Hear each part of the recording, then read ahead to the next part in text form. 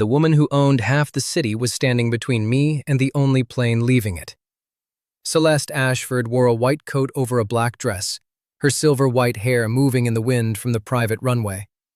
Behind her, my passport rested inside a clear evidence bag. I looked at the bag, then at the 6 security officers surrounding the aircraft. "You canceled my flight?" "No," she said.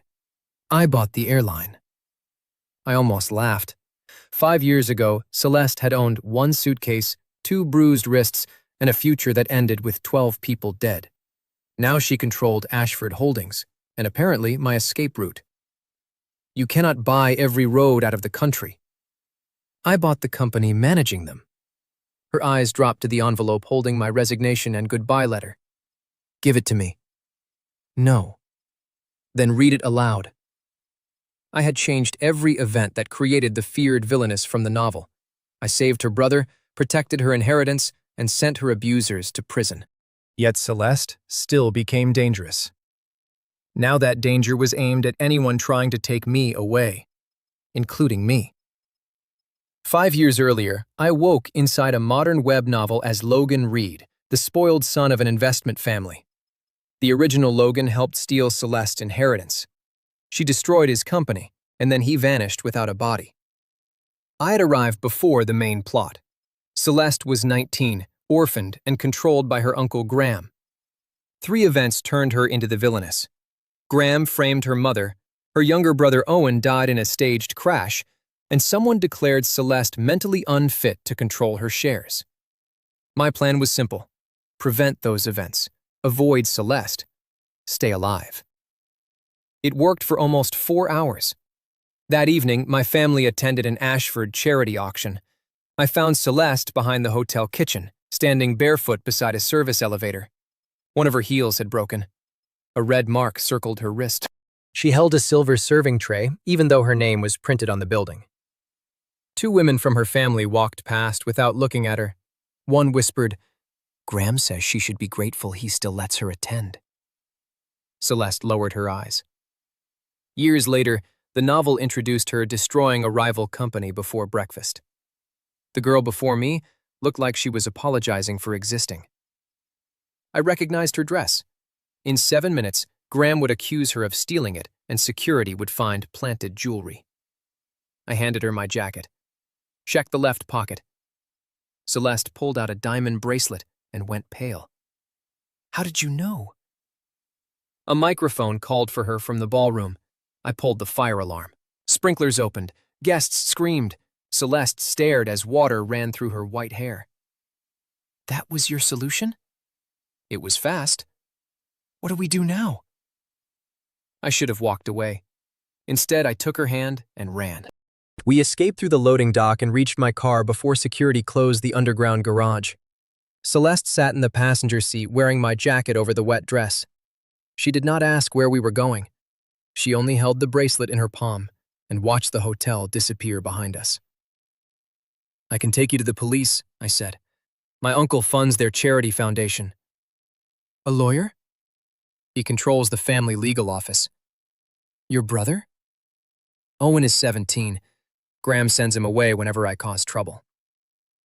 The original novel had made Celeste's revenge look dramatic. It had not described how carefully helplessness was built around her. I tightened my hands on the steering wheel. "Then come with me." She turned. "To where?" "My family has an empty apartment near the university. You can stay there tonight." "And tomorrow?" I knew the answer I was supposed to give.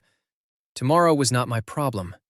Instead, I said, "Tomorrow, we start proving the bracelet was planted." Celeste watched me for so long that I checked whether the light had changed. "Why are you helping me, Logan Reed?" I nearly drove into the car ahead. She knew my name. Of course she did. Our families worked together. But hearing it in her voice felt too much like chapter 93. "I dislike bad writing," I said. "What?" "Nothing." The apartment belonged to my grandmother. When I gave Celeste the bedroom, she asked what stopped me from selling her location to Graham. I placed both my phones, wallet, and keys on the table. "Keep them until morning." Celeste almost smiled. You are terrible at reassuring people. I am learning. At 3, I woke to find her reading my messages. My father wants to know why I ruined a $10 million event, I said. Your brother says Graham called. That is worse. She set the phone down. You should give me back. Her voice was calm. Her fingers were not. I remembered the next scene in the novel. Graham would force her to sign away temporary voting rights. Owen would object. 3 months later, Owen's car would go through a highway barrier. No, I said. Her gaze lifted. No? I am not giving you back. You are not luggage. For the first time, anger entered her face. Then what am I? A shareholder with 32% of Ashford Holdings, a witness to attempted fraud, and someone who needs breakfast. She stared. How do you know how many shares I own? I had made my first serious mistake. Before I could invent an answer, someone knocked 3 times on the apartment door. Not the building entrance, the apartment door.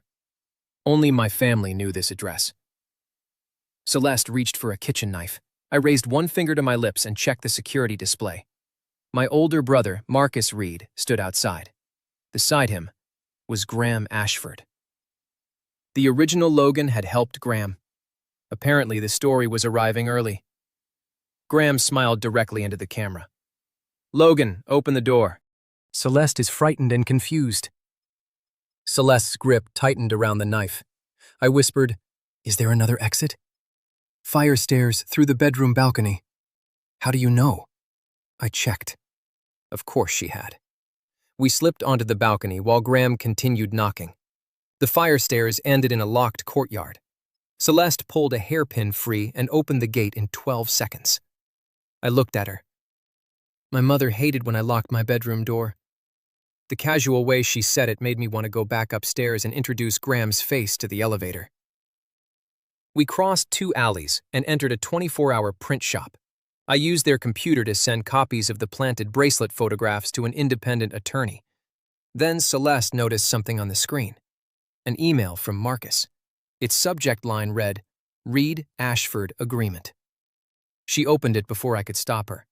The attachment showed my father's signature beside Graham's. In exchange for supporting Graham's control of Ashford Holdings, the Reed family would receive the waterfront development contract. At the bottom was another signature block. Mine. Blank. Celeste moved away from the computer. This is why you knew. No. You were supposed to sign. Yes. And now you expect me to believe you suddenly grew a conscience? I could not tell her that I remembered a future in which she erased everyone involved. So I told her the part that mattered. My family expects me to betray you.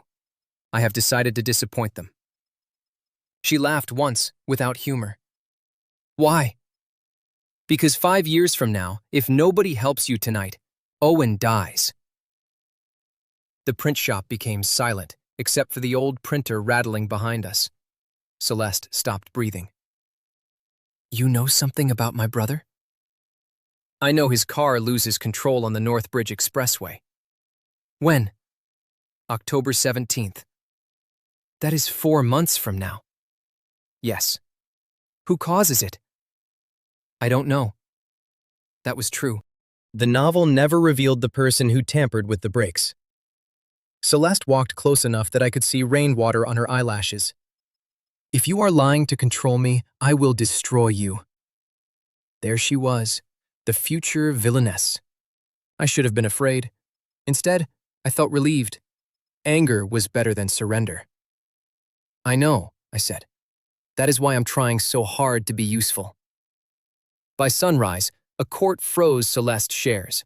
By noon, my father froze my accounts. By evening, Marcus ordered me to come home alone.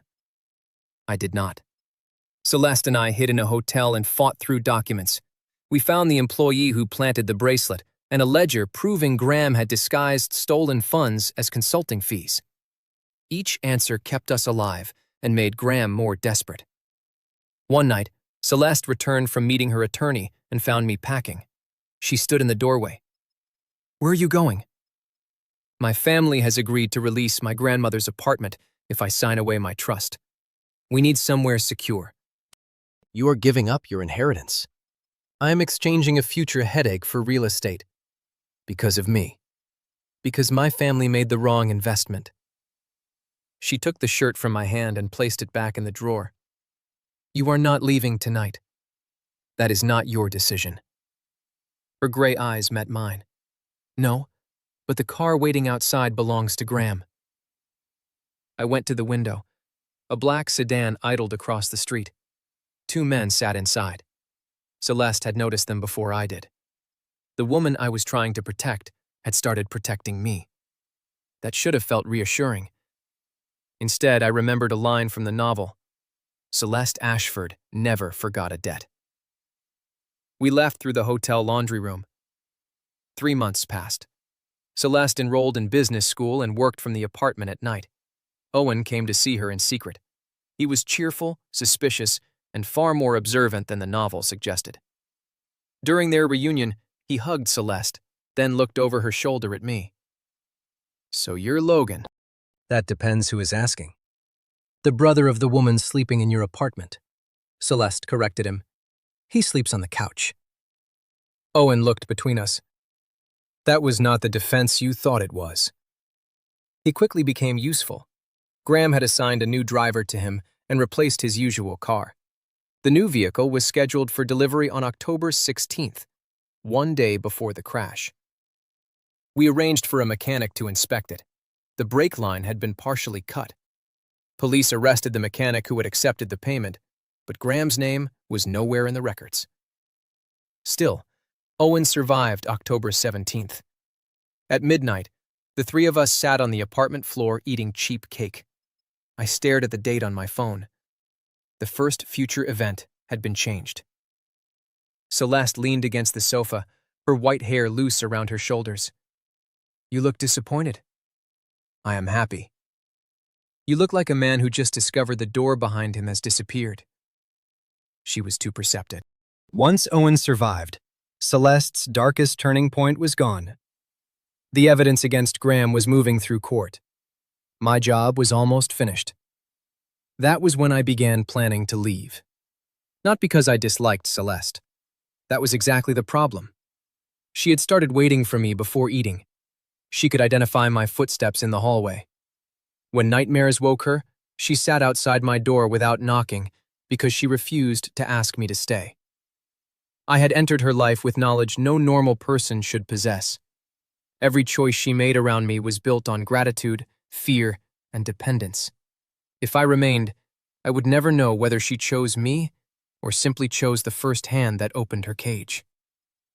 So I purchased a ticket for the week after Graham's trial. I told nobody. 3 days later, Celeste placed my printed itinerary beside my breakfast. Window seat? She asked. I nearly dropped my coffee. How did you find that? You used my printer. That was careless. Yes. She sat across from me. Were you going to say goodbye? I was going to leave a letter. That is not goodbye. That is evidence of cowardice. I expected anger. Her voice remained cold. That was worse. I promised to get you safely through October 17th. I do not remember agreeing that your life ended on October 18th.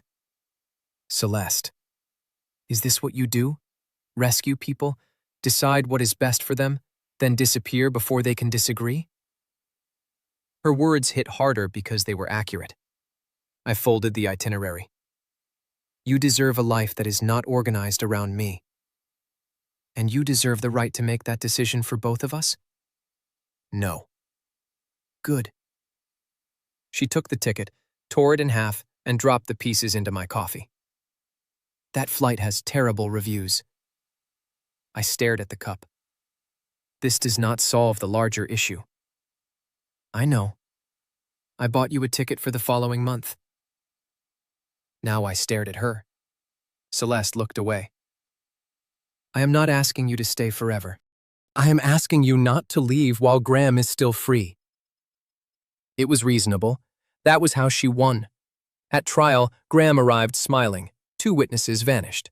The hotel employee blamed me. The ledger was rejected. Then my father called me obsessed, and Marcus produced fake medical records painting me as unstable. The courtroom turned against me. During recess, I warned Celeste not to defend me emotionally. It would make Graham's story look true. You expect me to watch them bury you? This is the trap. I know. The next morning, she did not defend me. She destroyed them. Celeste requested the court's permission to address the authenticity of my medical records. Then she produced hospital security footage showing Marcus entering the archive room the night before the documents were created. She produced an audio recording of my father ordering the hospital director to cooperate. And finally, she displayed bank transfers linking Graham to the witnesses who had vanished. The courtroom exploded. My father shouted that the evidence had been stolen. Celeste looked at him with a calmness that frightened everyone except me. No, she said. It was purchased. With whose money? Yours. She had quietly acquired the debt held against Reed Investments. When my family missed a payment, she gained legal access to its internal audit files. In 1 week, she had taken control of the weapon my father meant to use against me. The judge ordered an investigation. Graham's smile disappeared. Outside the courthouse, reporters surrounded us. One asked whether Celeste had manipulated corporate debt to punish the Reed family.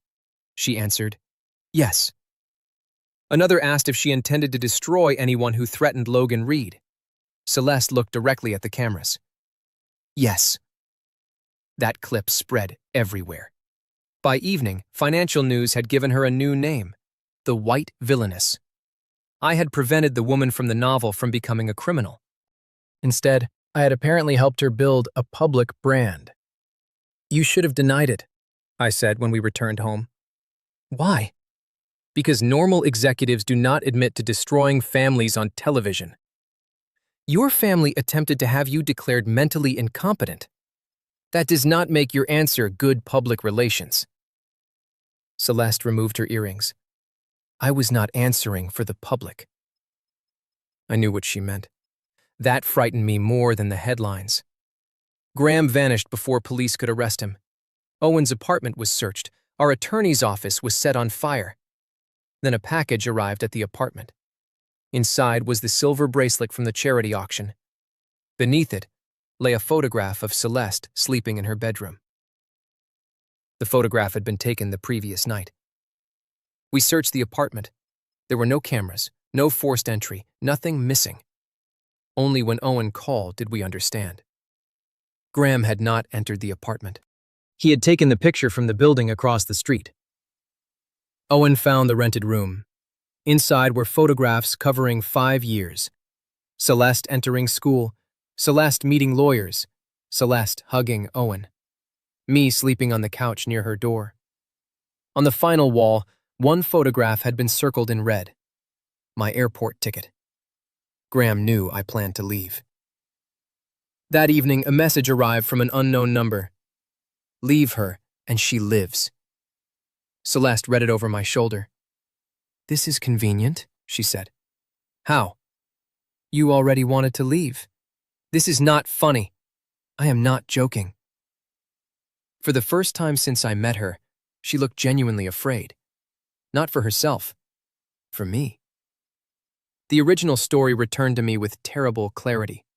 Logan Reed disappeared after receiving a message from Celeste. No body was ever found. What if Celeste had never killed him? What if Graham had? The villainess had spent the rest of the novel hunting everyone connected to Logan's disappearance. I had misunderstood the story. I had not been her enemy. I had been the final person she failed to save. That realization opened a memory hidden inside the original Logan's mind. A warehouse beside the old river port. Graham giving him an envelope. A terrified young Logan agreeing to help lure Celeste there, then changing his mind. Then blood on the concrete. The novel began after Logan was already dead. My arrival had not replaced a living man. I had awakened in his body 3 days before his murder. My hands started shaking. Celeste noticed. What did you remember? I had never told her about the novel. I told her everything. The truck, the book, her original future, my disappearance. For several minutes, she said nothing. Then she asked the one question I feared most. When you first helped me, was it only because you were afraid I would kill you? Yes. The answer hurt her. I could see it. But that stopped being the reason a long time ago. When? I don't know. That is a poor answer. It is the honest one. Celeste walked to the window. A reflection floated over the dark city. So every time you looked at me, you saw a woman who might become a monster. At first. And now? Now I see the woman who puts too much salt in soup, reads contracts in bed, and pretends she doesn't wait for me to come home. Her shoulders lowered slightly. I continued. I also see someone who is becoming dangerous because she thinks protecting me requires becoming feared. She turned. Does it not? No. It requires trusting me enough to stand beside you. The next message from Graham contained an address, the River Warehouse. He wanted Celeste alone. We did not give him what he wanted. We gave him exactly what he expected to see. Celeste arrived alone in her car. I hid in the trunk. Owen tracked us from 3 streets away while our attorney transmitted every sound to the police. Inside the warehouse, Graham stood beside a projector. The wall behind him displayed documents proving Celeste's mother had discovered his theft years earlier. Graham admitted he framed her. He admitted ordering Owen's crash. Then he smiled at Celeste. But Logan is the reason you lost everything. He played security footage from 5 years earlier. The original Logan stood in the same warehouse accepting an envelope. Celeste's face went still. Graham continued. He agreed to deliver you to me. He only changed his mind after realizing I planned to kill him too. I stepped out from behind the loading platform. That part seems important. Graham spun around. His confidence cracked. You. Yes, me. Apparently difficult to remove from the plot. He reached inside his coat. Celeste moved faster. She struck his wrist with a metal flashlight. The gun slid across the floor. Graham lunged toward me. I avoided the first strike and failed to avoid the second. We crashed into a stack of wooden pallets. The projector fell. A spark reached spilled solvent. Flames climbed the wall. Graham ran toward the side exit and found it locked. Celeste had chained it before entering. I looked at her through the smoke. You locked the door? I did not want him escaping. Villainous behavior. I am working on it. The main entrance began collapsing. Police sirens sounded outside, but the fire separated us from them. Graham grabbed Celeste's ankle and pulled her down. I dragged him away. For 1 second, the 3 of us were trapped between falling beams and the growing fire. In the original future, Celeste died beside a burning vehicle. I refused to let fire write her ending twice. I shoved her through a broken loading window. Then the ceiling came down. When I woke, I was in a hospital. Owen was asleep in a chair. My left arm was bandaged. Celeste was nowhere in the room. I tried to sit up. Owen opened one eye. Before you panic, she is alive. Where is she? Buying the hospital. I lay back. Of course. She has been here for 3 days. The doctors forced her to shower. The door opened. Celeste entered wearing a white shirt and no makeup. There was ash beneath one fingernail. She crossed the room and stopped beside my bed. You left me again. I pushed you through a window. Without asking. There was limited time for a vote. Her eyes filled, but no tears fell. Do you know what I thought when the roof came down? That the building lacked proper maintenance? I thought the story had taken you back. That possibility had never occurred to me. I reached for her hand. She gripped mine hard enough to hurt. Graham survived, she said. He confessed after discovering prison had better medical care than the burn unit. And my family? Your father and Marcus are under investigation. Your mother filed for divorce. Owen? Annoying and alive. He raised one hand from the chair. Present. The story should have ended there. The villain was caught. The future changed. Celeste controlled her company. Owen survived. I was alive. But happy endings are dangerous because they make frightened people believe they should leave before anything can be ruined. 2 months later, I prepared the envelope. I resigned from the Ashford Foundation, transferred the apartment deed to Celeste, booked a flight, and reached the private airport before sunrise. That was where this story began. Celeste stood between me and the plane. "You know everything now," I said. "You do not need me to protect you." "I never asked whether I needed you. You built your life around the person who rescued you." "No, I rebuilt my life while you happened to be standing there." "That distinction is convenient. It is accurate." She stepped closer. "I finished business school because I wanted the company. I saved Owen because he is my brother. I destroyed Graham because he deserved it." "And me?" Her voice softened. "You were the only thing I chose, without obligation." The runway suddenly felt too quiet. Celeste returned my passport. "I did not buy the airline to imprison you." "That is difficult to believe." "I bought it because Graham's remaining partner placed an explosive device on your original plane." I looked toward the aircraft. Security officers were searching the cargo hold. "So this was protection?" "And anger." "At least you are honest." She held out 2 tickets. One was for my original destination. The second carried her name in the seat beside mine. "I will not stop you from leaving," she said, "but I will not let you disappear alone." That was the difference between the villainess in the novel and the woman standing before me. The old Celeste would have locked every door. This Celeste opened one and asked whether she could walk through it too. I took both tickets. "What happens to Ashford Holdings?" "Owen can survive 3 weeks without us." From behind the security line, Owen shouted, "I absolutely cannot!" Celeste ignored him. "And after 3 weeks?" I asked. "We return." "You sound confident." "I am." "What if I decide not to?" "Then I will negotiate." "With what leverage?" For the first time that morning, she smiled. "5 years of evidence that you love me." I stared at her. That evidence would never survive court. "It does not need to." She rose on her toes and kissed me before I could object.